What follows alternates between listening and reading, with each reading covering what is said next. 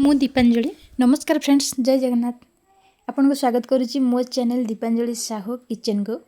आज मु करुच्ची साधा मुग दिया खिचुड़ी बा साधा खिचुड़ी कहि परिबे, मुग खिचुड़ी भी कहि परिबे, मीठा खिचुड़ी भी कहले चलिबो। तो खिचुड़ी करिया पे मु गोटे गिना माप करची। आपन चाहे ग्लास भी माप कर परिबे। मु जो गिना माप करची से गिना रे मु 2 गिना पानी दे देली, डिश रे बसे देली हाई फ्लेम रे गरम होया पे। एपट से सेम गिना रे चाउल अरुआ चाउल ने आछी मु। तो मुझे जेते जन करुँच से मुठा मो हाथ में माप करके सब गुड़े दिए मुगटा को, अधिक ना कि कम नहीं। मुझे 3 जन करुँगी 3 मुठा मुग देली।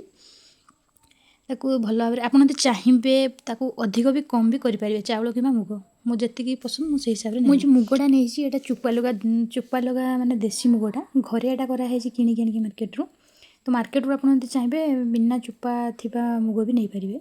भल भाव में मुझे चाउल को मुग को धोईकी 4-5 थर रखीदेली। पानी एपटे गरम हो तेजपत्र मु 2टा देदेली, हलदी पाउडर 1 चामच देली। लगे कि आउटे कम हो देदेली से देसी गुआ घी 1 चामच देली। ताको हाई फ्लेम रे फुटिया छाड़देली। हाँ, प्रथम गैस फ्लेम हाई रखिए आपड़। तापर पानी गरम हो फुटला भुसुंगा पत्र मु 2-3 ढेम्फा थिला ताको धोईकी भल भाव रखी ताकू देदेली से आड करदेली। चाउल जो धोईकी रखी ताकू देदेली मु से लगेदेली। खिचुड़ी करने आपन को डिश डेक्ची किंबा प्रेसर आप कौन भी करेंगे। मुझे तो आज डिश रे करुँची वीडियो भल हम बोली क्लीयर आसो बोली। आप प्रेसर भी करेंगे।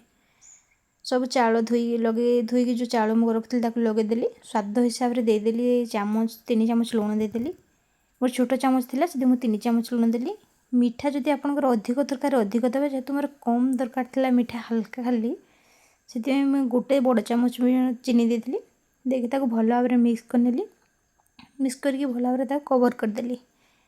एपट लंका 3टा नहीं आसली मु कंचा लंका झेंटिकी छिड़े देकी ताको मझीरू चिरीदेली। जदि चाहिए आप फाड़ भी करेंगे किंतु एमती काढ़ी भी आप पकई दे पारे फुटी सारा राग हो सारा लंका देले टे भल आसो टेस्ट आसो। जहाँ को राग पसंद ना से लंका नदेले भी चलो।